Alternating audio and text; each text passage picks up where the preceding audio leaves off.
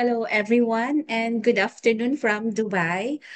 Can everyone hear me? I hope my audio is clear.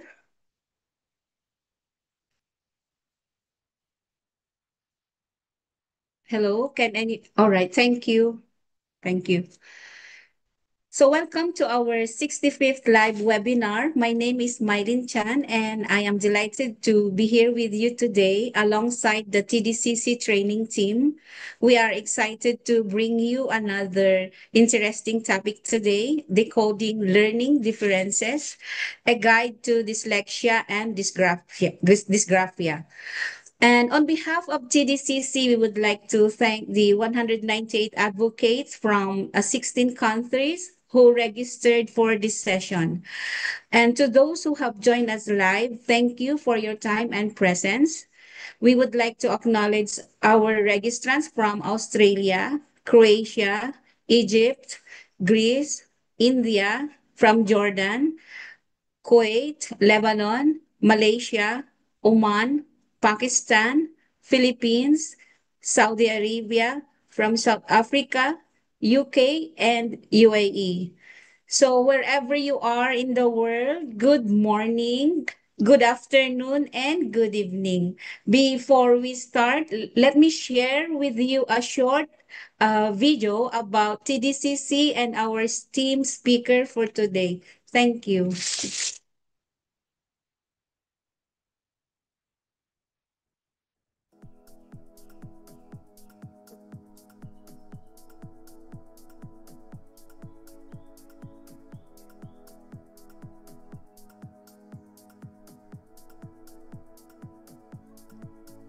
Welcome to the TDCC Community Live webinar.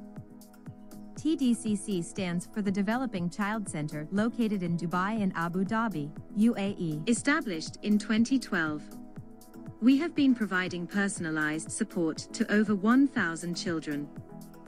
We have 60 dedicated and committed experts, and we work closely with parents and schools to ensure no child is left behind. We think different, we teach different. We empower, not limit children. Labels like autism, dyslexia, and ADHD are not relevant or perceived as disabilities, difficulties, or disorders that limit children's abilities. We believe that brilliance needs difference. The TDCC services are available in English, French, and Arabic. The inclusive educational services nurture and support the developmental and educational needs and help empower each child to reach their full potential. Occupational therapy assists children in performing and achieving important learning and developmental skills they need in life. Psychomotor therapy is a healthcare profession that is based on a holistic view of the person and is involved in the treatment of different disorders. Speech and language therapy assists children who have disorders of speech, language, communication, and swallowing. Psychology provides both educational and clinical services, including counseling and parenting. ABA therapy focuses on improving specific behaviors. It is commonly practiced as a therapeutic intervention for individuals with autism. Specialist learning support. We assist in developing the academic and social development of students who need support in all these areas. And we design and host local and international training and workshops for practitioners, parents, caregivers, and educators. Just like this one today. We have a few rules to follow during the webinar. Please remain muted while the speaker is presenting. Please give your full attention to the presentation. We will be sending you the replay, so you can review it anytime. Please be interactive if the speaker requests your participation. During the question and answer session, we kindly request everyone to type their questions in the chat box and the speaker will address them. What's new in TDCC today? Introducing the Empower Me Parent Support Program. Join our 7-week Empower Me journey led by TDCC psychologists to support your parenting confidence, emotional strength, and home routines. Designed for parents of children with learning and developmental challenges. Contact TDCC to join. Dyslexia and Dysgraphia Intervention Program. Empower your child with evidence-based literacy support. Our structured reading and writing intervention helps children aged 6+ build strong foundational skills, monitored every step of the way. Enroll your child now. ABA Summer Intensive Program. This is an intensive, expert-led summer program for children aged 2 to 8 focused on communication, independence, and school readiness through individualized ABA therapy and parent training. Please contact TDCC for more information and how to join. Phonics Summer Camp. This 15-hour small group phonics program is perfect for children with dyslexia or literacy difficulties.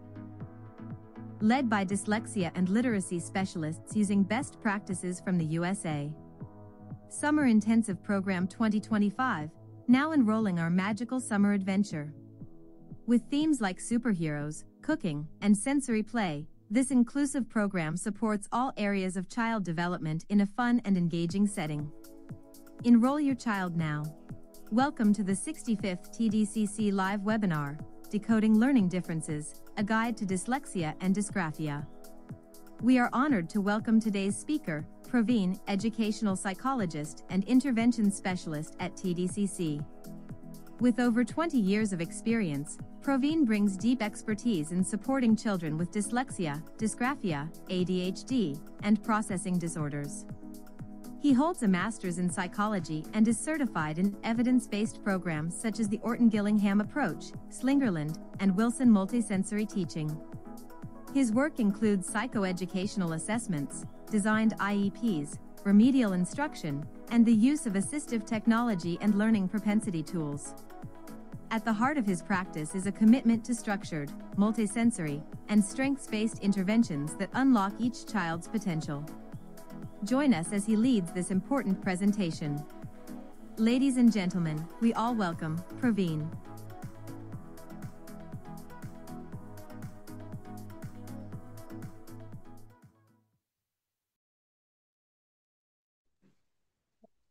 Hi, Praveen.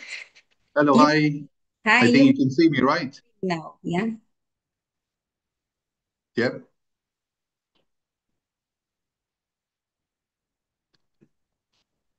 Hello, all. Can you hear me? Yes, I can hear you from my side. Uh-huh. Can you see me also? Yes, we can Great. see you. Excellent. Welcome all to our 65th webinar. And today we are going to uh, discuss about the topic dyslexia, dysgraphia.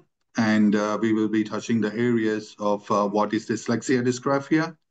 Then we will be looking at the signs and symptoms. How can we identify those, and what to do to help? Yeah, that is important also. And I've seen the questions that you have sent to discuss in the presentation. I have included all of it in the presentation itself. And if you have any more questions, we can discuss at the end of the webinar. Yeah. Okay. So let's go into the presentation.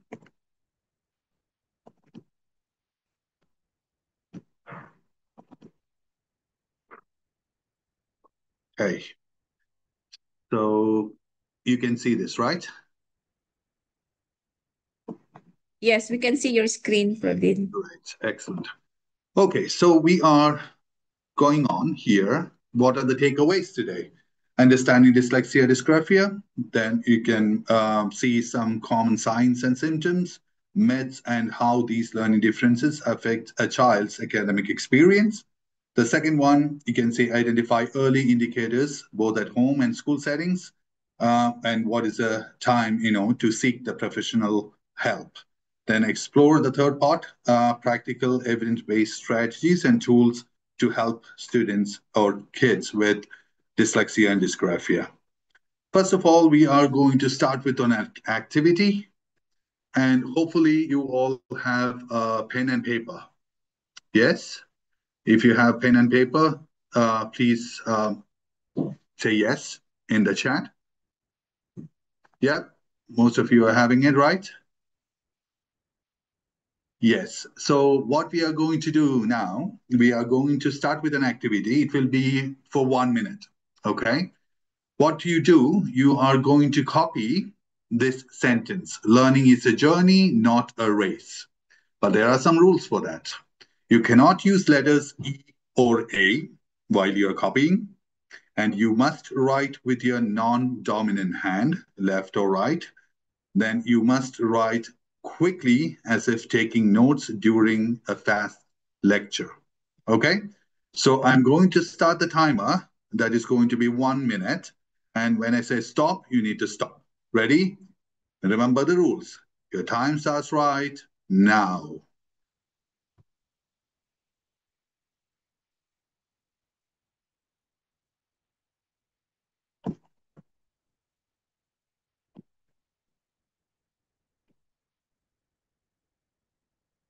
I hope all are having fun doing this.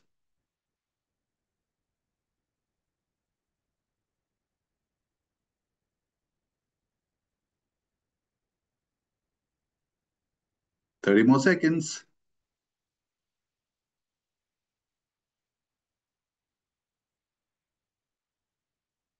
20. I know, so hard.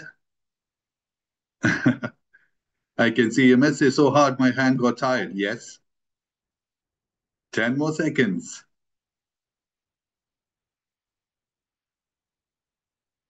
5, 4, 3, 2, 1. Done. Okay. So now, how did you feel? Can I get some answers? I got one already. So hard. Was it frustrating, confusing? Did it make you so stressed? Yes. Yes, I gave up. Yes. So you can just see this one. Students with dyslexia often feel this one, yeah, in reading or writing, in that intensive environment. The purpose of doing this activity for us to understand, what a dyslexic student, will feel when the demands are kept on them and they are not able to keep up with the demands, right? There we go. So now we are going to look at what they feel in class. So this is Joe. He's dyslexic, and what could he feel in classroom? First one, why can't I never get my thoughts down on paper? Okay. Second one, why can't I remember what the teacher asked us to do? Why can't I, why is spelling so difficult, so hard for me? Now, why am I so disorganized? Why am I so easily distracted in class? And why is copying from the board so hard for me? Okay. And you can just see these are the feelings going on in a child's head, where dyslexic or dysgraphic. Now we will go for what is dyslexia. So dyslexia is a specific learning disability that primarily affects a person's ability to read, spell, write, and sometimes speak. Okay. So it is neurological in origin and is not related to intelligence. So a child who is having lower intelligence, having difficulties in reading and writing, we cannot say that is dyslexia. And there won't be any problems with vision or hearing. Okay. So dyslexia or dysgraphia, it is, you need to see, this is not related to any of the physical issues like vision or hearing or low intelligence level. Then you can see the features of dyslexia do not always present in a consistent pattern. The difficulty levels will differ based on the severity of the problem. So severe dyslexia is more readily seen in the education setting because of the difficulties they face in reading, writing in classroom. Yeah. Then what causes dyslexia? Mostly it runs in families and it has a genetic component to that. So I'm saying it's not only genetic, but mostly, okay? And it involves differences in how the brain processes written and spoken language, especially in the phonological processing areas. So how the sound is processed. For example, if I have a word that is just, okay? then I need to know what are the sounds. How can I spell just? J, a, s, t. What is J? Letter J. So that is letter sound and letter name association. That is U. S, that is S. That is T. So that sound processing is a problem with dyslexic kids. So if we look at the brain here, you can see the difference between a typical brain, a typical reader, and a dyslexic brain. So there are three areas here highlighted. The first one is called Broca's area. So in here, this area that you see here in red, that is responsible for articulation and word analysis. And the second one you can see in blue, that is parieto-temporal. This is for word analysis. And that's the third one here, green, occipito-temporal, that is for word form. All these three areas should work in tandem when a child or an individual is reading. Okay, so that means articulation, word analysis, word form. So this is a typical reader. Now you can see the dyslexic brain, most of the time the connection won't be there. Okay, so mostly the area which will be developed more will be the articulation area. They try to read, but there won't be a connection for word analysis or word form. So the connection is what is missing. So you can see here, dyslexia stems from how the brain is wired to process language, especially the sound structure of words.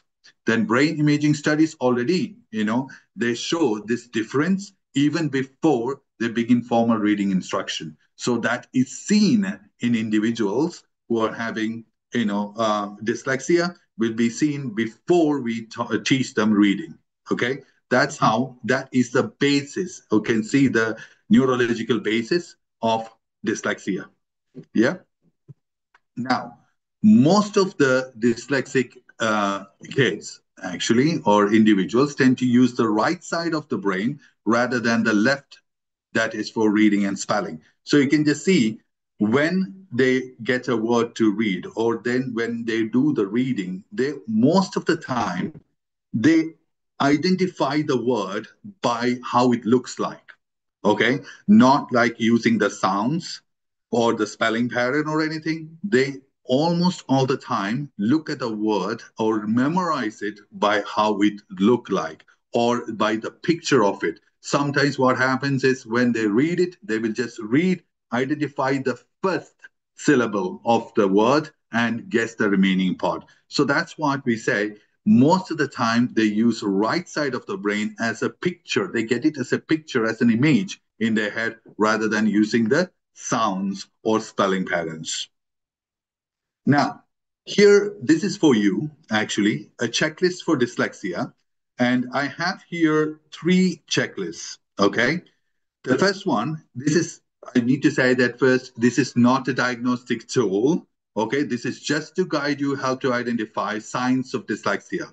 So don't, diagnose a child with this reading difficulties based on this checklist, okay? So you can see early signs, that is ages 4 to 6. One, delayed speech development.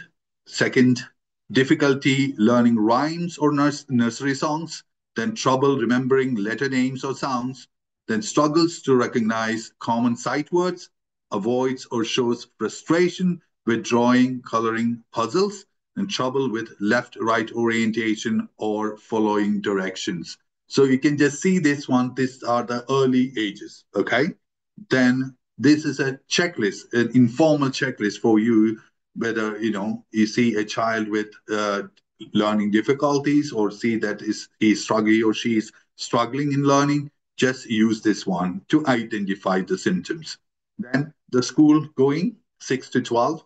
Then trouble decoding words, sounding out unfamiliar words. Then frequently guesses at words instead of sounding them out. Then poor spelling. You can see the inconsistency. Like in the same paragraph, they can write because in three different ways. BECOS, BAKOS, and or whichever other way they think of. Okay. So the same spelling, the same word will be spelled in different ways in the same writing activity. then difficulty copying from the board or taking notes, then reads slowly or below grade level despite normal intelligence, trouble organizing thoughts in writing, avoids reading aloud or reading in general. Then you can see confuses similar looking letters B, D, P, Q, then numbers also 5, 7, all those are reversed. These are signs. Yeah. Okay. So, okay. Now you can just see the third one. Sorry. Okay. For teens and adults. Slow reading speed with frequent rereading to understand what is read. Then the second one avoids reading for pleasure or professional tasks involving reading, poor spelling, even with spell check, then difficulty summarizing or organizing written thoughts, trouble with time management or following multi-step instructions, strong verbal skills but weak writing or reading performance, or may struggle with foreign languages. One thing I need to add here, uh, an individual with dyslexia, if they have difficulties with one language, it will be shown in other languages also, whichever additional language they are using, even in school or for work. So this difficulty will be seen in other languages also. So if I go back, see this, these are uh, just some signs that you can identify in different ages. Okay, so we move to the next one here, dyslexia and the areas you can see with difficulties. First, I will go with reading. In reading, you can see mostly losing place in text, then moving or overlapping text, and needing to reread. Then in spelling, similar sounds cause confusion. Then, for example, if I have a sound, long A sound, okay, I have two words. Pain, we can spell it in two ways, Pain and Pane. So don't know which one to be used when.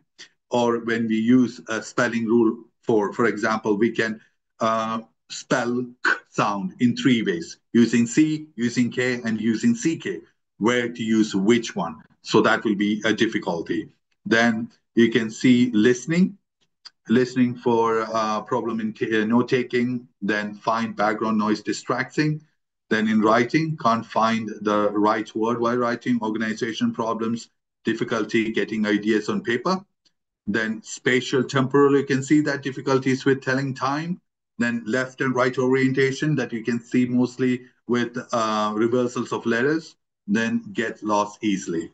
Then memory difficulties, you can see memorizing sequences like phone numbers, alphabets, timetables, and then multiplication times tables for sure, dates, then motor control coordination problems, handwriting difficulties, and difficulty copying. So you can see these areas. These are the signs, okay, for dyslexia. And some of it, you can just say this is touching dysgraphia also. Moving on. Now I'm going to do the definition of dyslexia. This is from British Dyslexia Association. This is important for you to see what is dyslexia and what is not, okay? So dyslexia is described as a combination of abilities and difficulties which affect the learning process in one or more of reading, spelling, writing, and sometimes numeracy and language. Then the weaknesses may be identified in areas of processing speed, short-term or working memory, sequencing, then auditory or visual perception, spoken language, and motor skills. You can see all these ones that those are combined with difficulties like processing speed difficulty, short-term memory difficulty. So all those are combined. Then you can see important one in the third paragraph. Some children, they have outstanding creative skills.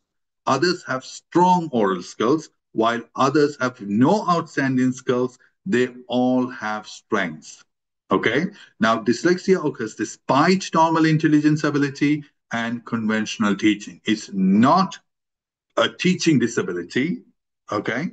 So even though that you give the proper teaching or the normal intelligence, individuals are showing difficulties with reading and writing, then we can suspect it is dyslexia. And it is independent of socioeconomic or any language background. That's what I said.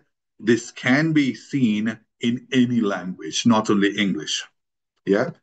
Now, here we go. This is very important for us to know the connection between working memory and dyslexia, because most of the time there is a myth. Okay, the students who are having low intellectual ability will show learning problems. That is dyslexia. No, mostly you can see dyslexic individuals will have difficulties with their working memory also in the cognitive part. So now we need to look at what is working memory. So working memory is the ability to hold and manipulate information in the mind over short periods of time. See that tasks such as following instructions, problem solving, reading comprehension, uh, using step-by-step process. You need to keep one step in your mind to solve the next step. Even in numeracy, you can see that in multi-step problems, you need to just do the first step, get the product of that, and go to the next one. So step by step, keeping information in the short-term memory, not short-term memory, just for few seconds to finish the task. That is working memory. Then how it is affecting dyslexia. Now we can see many individuals with dyslexia have weaker working memory, especially for the sounds.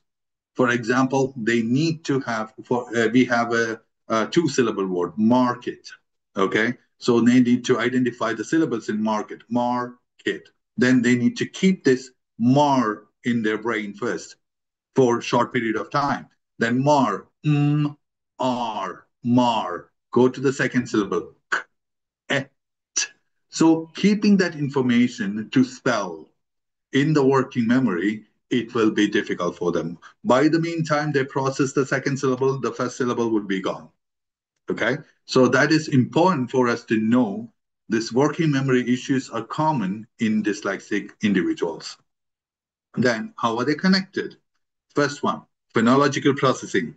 Dyslexic individuals, they often struggle to hold sounds in memory, to blend or segment them, which affects reading and spelling, as I gave an example now.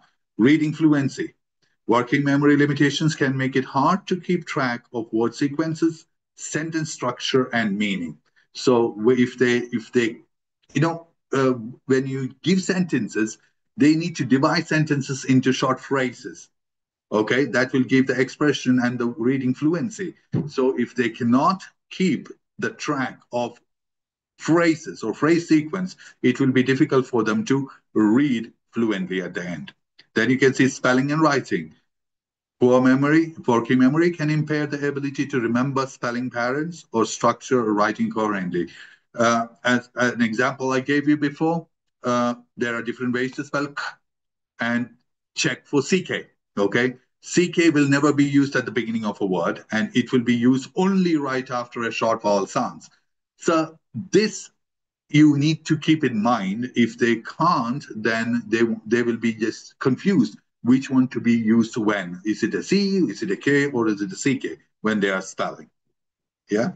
Then how dyslexia is identified. You can just see the signs. One, difficulty following multi-step instructions, I can call it as. Then difficulty concentrating and easily distracted by background noise. Difficulty with reading, including speed and accuracy. When I'm just talking about speed and accuracy, I need to add a point here. Always when we are looking at reading, mostly we should look at the accuracy first before fluency, because the accuracy is the first thing that comes, in reading for these individuals. And if they can read accurately, consistently, then fluency will follow. Yeah.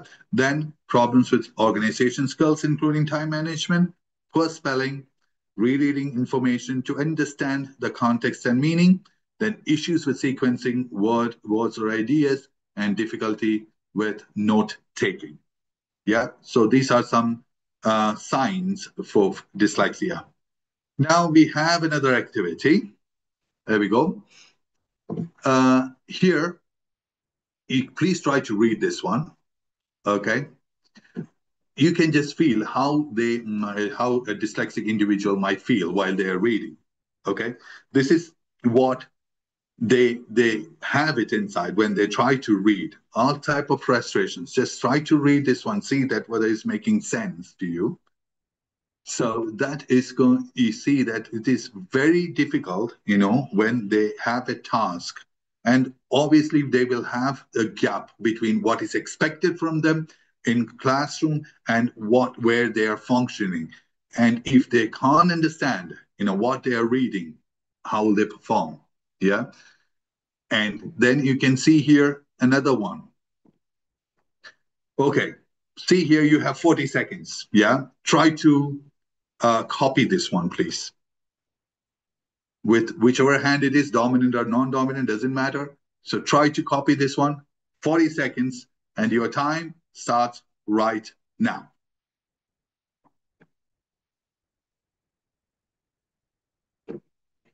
And you can share your experience.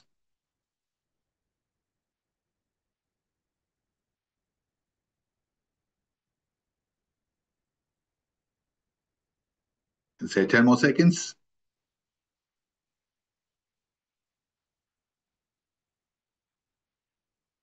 Yep. I can see that doesn't make sense to me. Yes, this is what is happening in the classroom. Yep, stop. This is what is happening in the classroom because, they don't know. They don't know what is written in there. And when the teacher is asking them, okay, you have this limited period of time and you need to finish it.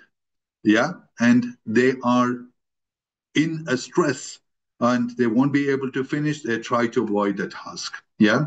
You can see that I can't copy what does not make sense. And I was so slow. Yes. So see, when this is what is happening, things doesn't make sense to them.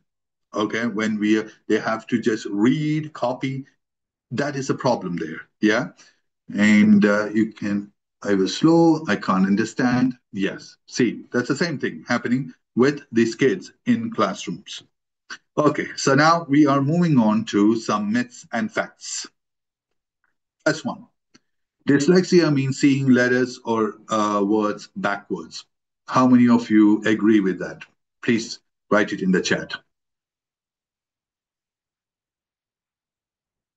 Any answers? If you agree, you don't agree. Yes, it's a myth. And what is the fact for that? Dyslexia is not a visual problem. People with dyslexia don't see letters or words backwards. It's a language-based learning difference that affects the brain's ability to process written and spoken language. So it is not a visual problem. Second myth, dyslexia can be outgrown. No, this is a lifelong condition, okay? With early intervention and right support, individuals with dyslexia can learn to manage their difficulties and succeed academically and professionally. Now, third one, boys are more likely to have dyslexia than girls. Research shows that dyslexia affects both boys and girls equally, though boys may be more frequently diagnosed due to more noticeable classroom behavior. Next one, if a dyslexic child reads out loud for 20 minutes a day, it will improve their reading. Fact. Reading out loud will not teach a dyslexic child decoding skills or improve fluency. They will be still struggling with the reading. Okay? They already struggle with reading. And if you're giving reading practice, again, that is adding pressure on them. Okay? They will continue to try to memorize the shape of a word and use picture clues or context clues to guess the words rather than using any strategy. Yeah. Then fifth one, dyslexic children will never read well. So it is best to teach them to compensate. No. People with dyslexia can become excellent readers, decent spellers, and good writers if they receive the right type of intervention. Yep. There we go. Now from dyslexia, we are moving to dysgraphia. What comes to your mind when you think of dysgraphia? So you can put some answers in the chat, please. Dysgraphia, what do you think dysgraphia means? Can I get some answers in the chat? Don't worry, there are no wrong answers here. Okay, graph pictures. Yes, writing difficulties, difficulties in writing. Yeah. Floating letters. Yes, thank you for that. And let's see what is dysgraphia. Okay, dysgraphia is a learning disability resulting from difficulty in expressing thoughts in writing and graphing. So whatever is written, the difficulties are for written language. Yeah. And you can see here dyslexia versus dysgraphia, the similarities and differences. Dyslexia, you can just see mostly it is with reading. Reading and spelling skills are affected. Then phonemic awareness is a problem. Then inconsistency in spelling. Then difficulty with rhyming activities.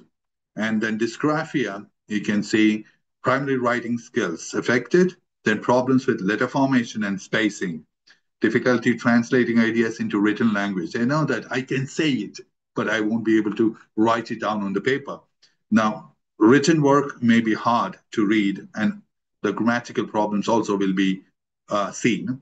Then what is common with both? You can see poor spelling and punctuation.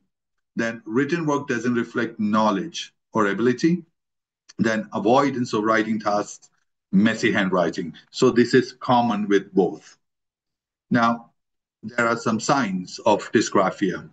Illegible handwriting, avoids writing or drawing, difficulty writing regardless of ability to read, then difficulty organizing thoughts on paper, then tires quickly while writing. They will say that, okay, my hands are aching, I won't be able to write. And then you can see pencil grip will be tight or awkward, omits or leaves words unfinished in writing, and says word aloud while writing. So you can just see these signs in dysgraphic individuals. Mostly they try to avoid writing, anything in writing. So it will be a stress for them, whatever they have to do with a paper and pencil. Or okay, there are 4 subtypes of dysgraphia. And you can see the first one is called dyslexic dysgraphia. Then the second one is called motor dysgraphia. Third one is spatial dysgraphia. Fourth one, language-based dysgraphia. So we will go in detail. The first one is called dyslexic dysgraphia. What the core issue, mainly with spellings, written spellings, and rooted in language-based processing. That means phonological deficits will be there. That handwriting is often illegible, and copied writing is usually better. When you ask them to just write for 10 minutes, you can see the handwriting would be illegible. And when you ask them to copy from a board or from a text, it would be better. Then you can see obviously poor spelling because of the difficulties in following spelling patterns or following the sounds to, or we call it a segmenting sounds in encoding, and with always focus with dyslexia. That is called dyslexic dysgraphia. Second one, you can see motor dysgraphia, mainly fine motor skills problems. One will be difficulties in holding the pencils, and the pencil grip will be a problem. And you can see in poor motor planning, mostly with dyspraxic individuals, you can see motor dysgraphia. Then second one, handwriting, illegible even when copying, and slow and labored. Other traits, poor pencil grip, the posture will be awkward, the writing posture, and difficulty with tasks requiring manual dexterity, like buttoning clothes, whichever having the manual finger dexterity will be a problem. Then the third one is spatial dysgraphia. The core issue is visual spatial ability in perceptual and using the space mainly. Okay, handwriting will be poor spacing of words while writing, inconsistent letter sizing, then difficulties in maintaining lines. They will just start in a line, either they will go up or they will go down. It's a difficulty of maintaining lines. This is the spatial difficulty. Then problems in organizing written material on a page. This often coexists with nonverbal learning difficulties. Then the fourth one, language-based dysgraphia. First one, what is the core issue? expressive language difficulties. Normally we say when we have difficulties with language, oral expression, then obviously that will be seen in writing also. If we can express well already, most of the time we can, put that in paper. Yeah. So this is a difficulty. You can see language-based dysgraphia. Then second here, you can see handwriting. Mostly the handwriting will be legible. Difficulty organizing thoughts on paper. Then grammar and sentence structure are often weak. Handwriting will be mostly legible. Then other traits, more about written expression than handwriting mechanics. Okay, so here, can a child, I have a question here. Sorry, I need to just cut in between. Can a child have two types of dysgraphia? Yes. Okay, so it can have two types of dysgraphia. Maybe a child is having a language problem, then if language problem is also there, it can add to the third one also. Yeah. Okay, so now we are moving into how can we help? Yeah, that is the most important one. If you see a dyslexic or dysgraphic student, you can see all these areas are interconnected and everything will be affecting their well-being. Yeah. This one I just wanted to show you. This is one of my students. Yeah, this is this graphic student. And you can see here, this is at the beginning when the student came for intervention. And this is after, you can see 72 hours of written intervention. You can see the same individual. You can see what they write. This is spontaneous writing. You see from here to here. That's the difference that we can make with appropriate intervention. Yeah. Then moving forward, what can we do? First one, we are moving, first of all, when we identify a student or an individual with a learning difficulty, we need to go for a diagnostic evaluation. So in cognitive evaluation, what we do, first we identify, see here, we always go for the full psychoeducation assessment to identify or diagnose dyslexia or dysgraphia. And you can see which are the areas involved in the assessment. First one, you can see the verbal ability, visual spatial ability, fluid reasoning, working memory, and processing speed. This will be assessed. And always, please remember this one. When we are doing the cognitive assessment, the cognitive evaluation does not diagnose dyslexia alone, okay? So it gives insight to the strengths and weaknesses, the cognitive strengths and weaknesses of that individual, and we can see the comparison with their achievement ability. So that is what we check. So only cognitive ability test will not give a diagnosis of dyslexia or dysgraphia. So many very bright or linguistically gifted dyslexic children are not identified because they often achieve at an average level, but we always check what is their ability level, what they can achieve and where they are. Maybe they are in the average range. So based on their ability level, they are not achieving. So that is what that discrepancy is, the one that we always check for when we do the cognitive evaluation. Then cognitive evaluations can be done by psychologists. Yeah. Then second part of the assessment, reading, writing. There are specific evaluations for that.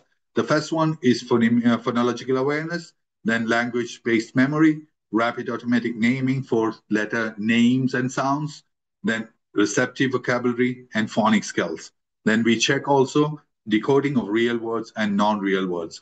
Real words, most of the time, what will happen is they can memorize some words, okay? And they will just see by the, number of letters of it or how it looks like. And then for nonsense words, that is what we really check in the sense, if they have a word which is not real, then they have to use the sounds to decode those words. That will give us an idea whether they are using any strategy or they are just guessing the words. Yeah. Then for the next part is oral reading fluency for words, sentences, and paragraphs. Then spelling, real words and non-real words. Then we go for writing, sentence level, and paragraph level. These are part of our assessment. when we do the diagnostic evaluation. Okay. Now we are going to the intervention part. So early interventions are always important. Why? Because the brain, the plasticity of the brain is very important, especially in young children. We can make connections faster. So with structured literacy instruction like Orton Gillingham or any evidence-based phonics program, we can give intervention for dyslexic or dysgraphic students. So they will show increased activation in the left hemisphere that we are talking about, which are underactive.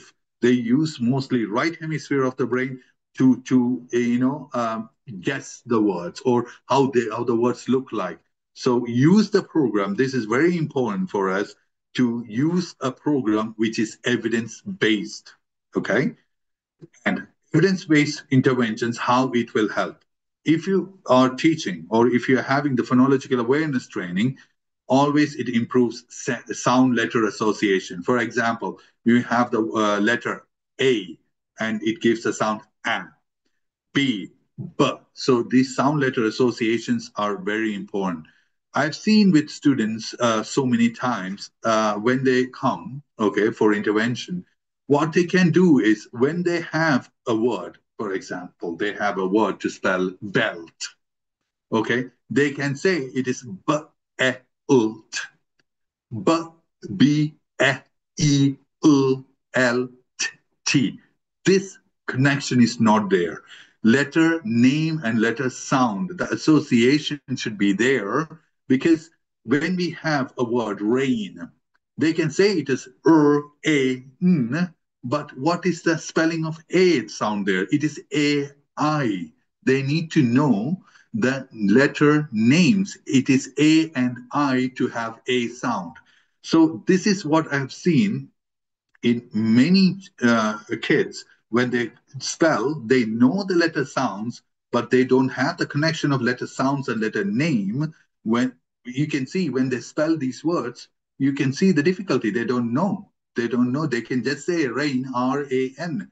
It's not R-A-I-N. So this making this connection of letter names and letter sounds very important.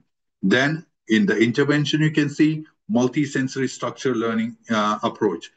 It's very important to have a program that is multi-sensory. You can see what you're trying to do. I showed you the picture of the brain. We are trying to make connections between the word analysis, how the word looks like, what is the sound of it, and what is the meaning of it. So if you don't have the multi-sensory way of teaching, what will happen is it will not give the connections in the brain to analyze the word. Rather than that, you need to see the connection of what is a word and what is the meaning of it and how we analyze it. So multi-sensory teaching approach is very important for students having dyslexia.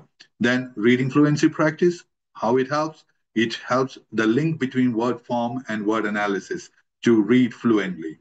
Then speech to print approaches reinforce, again, letter sound association, reinforces the phonological route in the brain.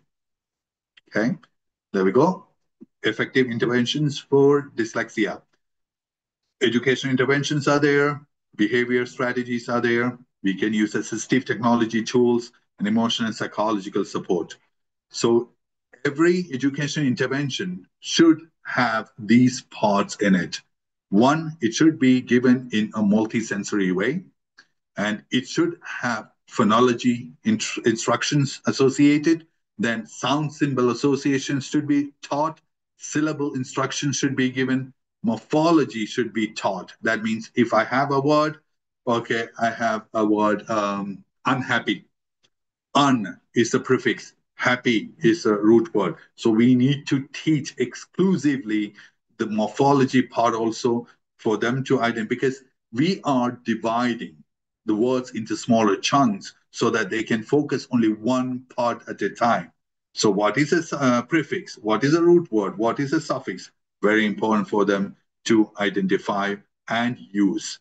Then syntax for grammar and word order, and semantics, meaning of words. So an education intervention should cover all these areas.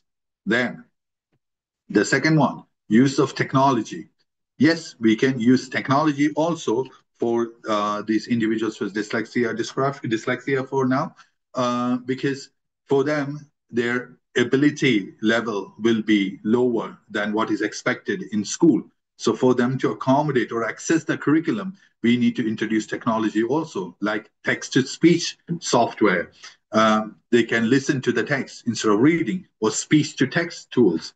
Then audiobooks, they can listen to the books, and some educational apps like Nessie or Lexia. So those will help us in giving phonological instructions. Okay, these are some examples I've given: text-to-speech software, Natural Reader, then audiobooks, Learning Alley, then Nessie, Lexia for educational apps.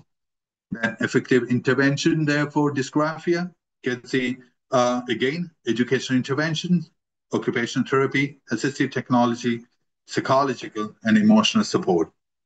In here, you can see in educational interventions, one, structured handwriting programs should be taught exclusively, then use of graphic organizers, then explicit instruction in spelling and grammar. We were discussing that before, like each spelling rule should be taught and practiced consistently. And then breaking writing tasks into smaller steps.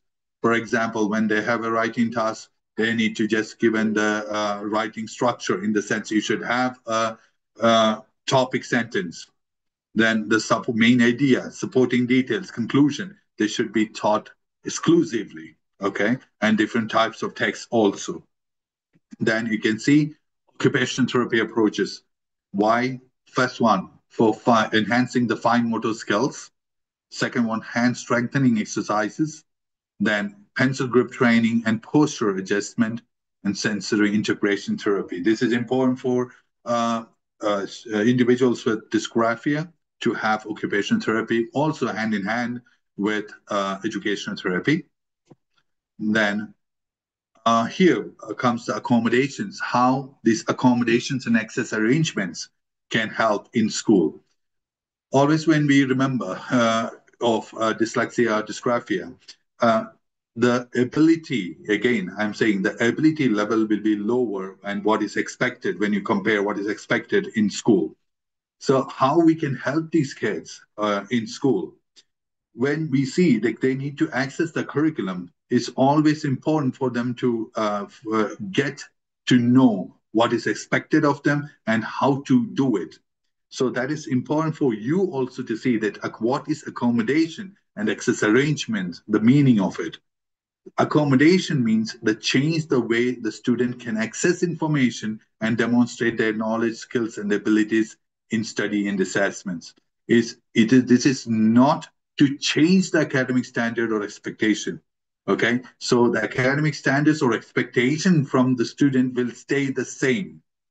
In accommodation, what we are trying to do, we are trying to introduce some strategies or some tools for the students to access the information, what is expected from them. So that is very important for you to know. Accommodations doesn't mean that we are changing the curriculum or we are reducing the curriculum expectations. The expectations and standards will stay the same. Here we need to tell the students this is to help you to access what is needed from you. And the access arrangements, you can see this allows students with special education needs to access the assessment and show what they know or can do without changing the demands of the assessment. So maybe sometimes they, for dysgraphic students, they use a laptop for the assessment. Or sometimes a reader can be there for dyslexic student to read the questions. Or maybe for some kids, we can just have scribes. They can dictate the answers and the scribe can write the answers for these students. So it is important for us to know what is access arrangement and what is accommodations in school. Yeah.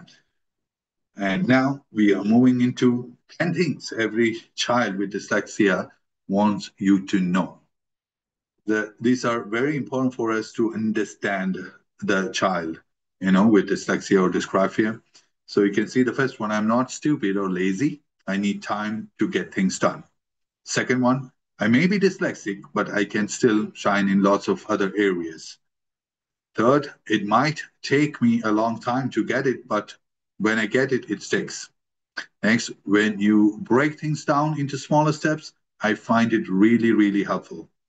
And sometimes I just need to work in a different way to the others in class to get the job done.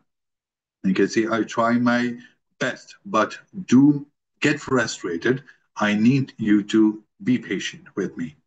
My dyslexia does not only affect my literacy skills and other areas also like self-esteem, self-confidence, yeah? And I find visual reminders helpful as I sometimes find remembering everything a bit tricky. And I often like to work in a quiet room as I can find noises very distracting.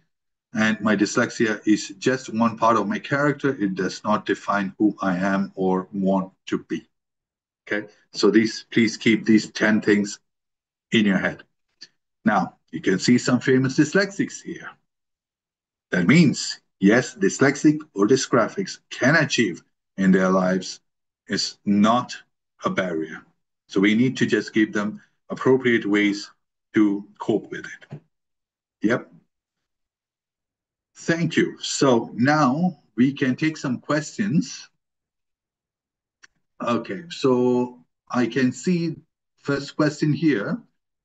Do dyslexia and dysgraphia always occur together? Not necessarily.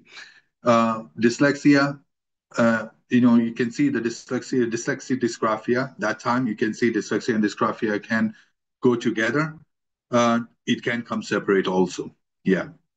Now, the second one you can see, is there any tools available to help dyslexic and dysgraphic students? There are many tools available to help dyslexic and dysgraphic students. I showed you in the intervention part, there should be different interventions together. One is an educational intervention. In that one, you need to use evidence-based phonological instructions. That is the first part of dyslexia intervention. And that time, you need to see it should be a multisensory approach that you're giving these students.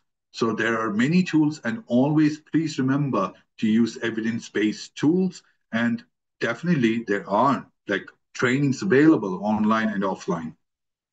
Then in teens, how do I assure that the student has dyslexia and is not just lazy? Okay, so you can just see here when you have the dyslexia or dysgraphia students, you can see the genuinity in over a period of time, in the sense like if you see that consistently, okay, it's being lazy is something is avoidance of task, right? So when they avoid task, we need to see what is the reason for avoiding these tasks.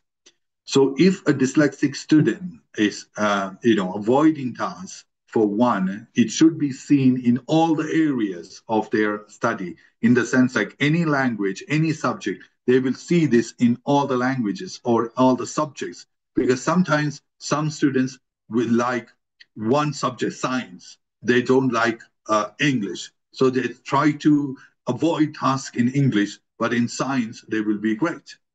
So if they can do that, then you need to be careful in that one. And if you see the student is having difficulties in all the areas, then we can suspect, yes, it's dyslexia. Now, AI tool. Yes, there are many AI tools available for helping students with dyslexia or dysgraphia. Mainly, you can just see speech to text and text to speech tools. Text to speech ones you can use many available online. Text to speech, just highlight it and the computer can read it to you. So you can use it for students with dyslexia for their reading purposes, and dictation for any dictating tool for dysgraphic students. Now, how to deal with adult students? Other students, I have college-going individuals also coming to me for intervention dyslexia, dysgraphia. in that one, you can see you need to, again, I need to tell you one thing here. Please remember here, we are not trying to teach them subjects. It's not tuition, okay? We are trying to give them strategies to keep with them, to continue to using it until they finish their studies, because it's a lifelong condition. So it's mostly strategy teaching rather than tutoring them. Yeah. So these strategies we can use any age. So adults, even other students, mainly you can just see for the adult students, the problem is they are getting the feedback of, okay, this is difficult for me, that is difficult for me, and the self-esteem would be down, they will be low. And it's important for you to just give them the feeling of success. Yes, you can do it, by giving them the strategies. It's very important that you show them, yeah, how they can achieve. Okay. Now, if dyslexia is identified later stages, 10 to 12, the grade 10 or 12, how we can start intervention? Yes, we can start intervention with them. As I said, I have intervention individuals coming from even universities. Yeah. Okay. So can dyslexia and autism occur in a single student? Actually, if you say autism, if you say ASD, autism spectrum, you can see learning difficulties. We cannot diagnose that as dyslexia because it is mostly seen as a secondary problem because of autism, the primary problem. Yep. Are we done with the questions? Okay. So thank you all for attending the seminar today, the webinar. If you are having any questions in the future, please let us know. You have the emails, okay? We will be answering those ones. Okay, thank you so much. Bye, Thank everyone. you. Thank you, Bye. Praveen. Thank Thank you, you. everyone, for your questions. And we will be sending the recording or simply visit our YouTube channel and subscribe. You can watch the replay. Thank you. Thank you all. Bye-bye. All for joining us today. We truly appreciate your time, your thoughtful questions, and your dedication to supporting children with learning differences. A special thanks to our speaker, Praveen, for sharing his expertise and insights. And to everyone who joined us via Zoom and our YouTube live stream. Thank you. Stay connected with us. Follow TDCC on social media. Subscribe to our YouTube channel for more webinars and expert content. Please take a screenshot of the contact details now showing on your screen. Feel free to share this with friends, families, or colleagues who may benefit from it. To stay updated on future webinars, training sessions, and support services, scan the QR codes on screen. We look forward to seeing you at our next webinar. From all of us at the Developing Child Center. Thank you, and have a great day.